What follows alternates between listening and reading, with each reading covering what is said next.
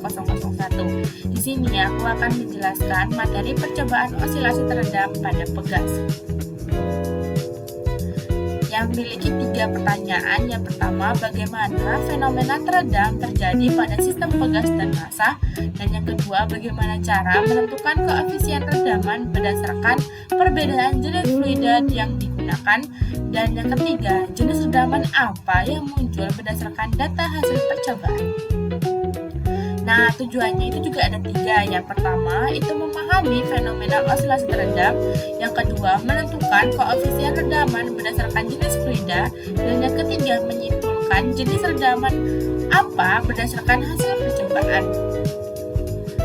Osilasi teredam itu adalah getaran yang memiliki amplitudo semakin mengecil karena adanya gaya hambat. Sebuah osilator teredam dihasilkan karena adanya gaya gesek yang berbanding lurus dengan kecepatan benda yang berosilasi. Nah, di sini ada rumus untuk osilasi teredam, di mana rumusnya yaitu sigma F sama dengan minus B V, di mana B itu sebagai koefisien redaman yang menunjukkan tingkat kekakuan suatu pegas, dan V itu kecepatan yang dimana menyatakan seberapa cepat posisi suatu benda berubah terhadap waktu. Nah, ini ada juga rumus koefisien pegas atau koefisien redaman, di mana rumusnya B sama dengan gamma dikali 2M. B sebagai koefisien redaman, gamma itu adalah konstanta redaman menyatakan laju peluruhan amplitudo osilasi terhadap waktu, dan M itu adalah massa benda. Nah, di sini ada jenis-jenis redaman. Yang pertama yaitu redaman kritis. Contohnya di sini ada air, di mana redaman kritis adalah kondisi redaman sistem kembali ke posisi setimbal secepat mungkin tanpa berosilasi, atau secara matematisnya yaitu gamma sama dengan omega 0. Dan yang kedua itu ada redaman lemah. Redaman lemah adalah kondisi redaman di mana sistem masih berosilasi tetapi amplitudenya itu menurun secara perlahan. Contohnya seperti angin. Nah, untuk matematisnya yaitu gamma kurang dari omega 0. Dan yang ketiga ada redaman kuat, di mana kondisi redaman sistem tidak berosilasi dan kembali ke kesetimbangan secara lambat. Contohnya ada minyak, ada sunlight. Terus untuk secara matematisnya yaitu gamma lebih dari omega 0. Nah, di sini ada 3 faktor redaman, ada gaya gesek, gaya pemulih, dan hambatan. Nah, alat bahan yang digunakan pada percobaan ini ada beban, ada pegas, ada neraca Ohaus, ada gelas ukur, ada statif, terus perekam video, penggaris, air, minyak, dan tracker.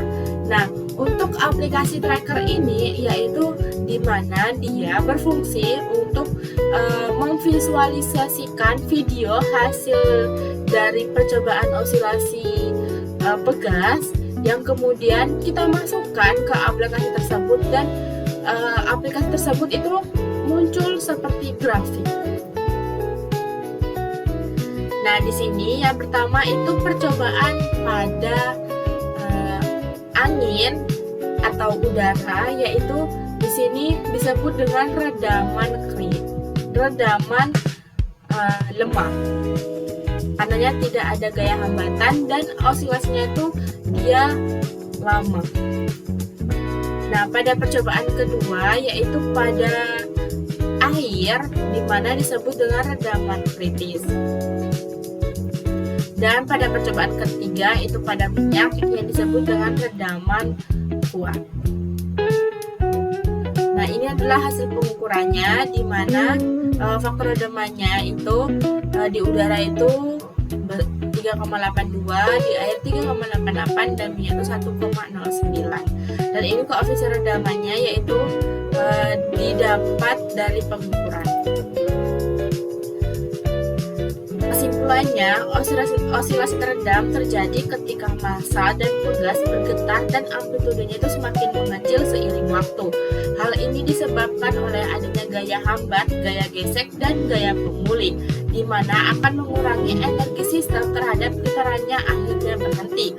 Koefisien redaman ditentukan dengan menggunakan massa dalam berbagai fluida seperti udara, air, dan minyak. Lalu mengukur penurunan amplitude waktu ke waktu titik dari data tersebut. Dapat dihitung faktor redaman atau gamma yang kemudian dikoefisienkan redaman atau yang disebut B. Fluida yang lebih kental akan menghasilkan nilai B yang lebih besar. Dari data tersebut, udara menghasilkan redaman lemah karena hambatannya itu sangat kecil. Air menghasilkan redaman kritis, sementara minyak menghasilkan redaman kuat. Sekian penjelasan dari saya. Sekian, terima kasih. Wassalamualaikum warahmatullahi wabarakatuh.